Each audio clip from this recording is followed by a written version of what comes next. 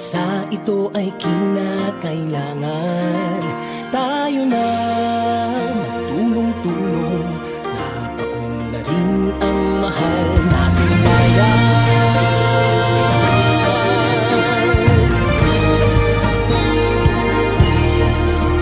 Panahon na magbabago at ayos ang mga dapat ayusin.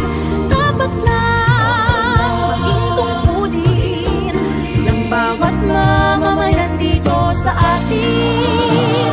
Gawin ng pagbabago patungo sa pag-asenso, magsikap ng mabuti at nang guminhawa tayo. Malaki natin sa mundo at ipamalas ang bagong Pilipino at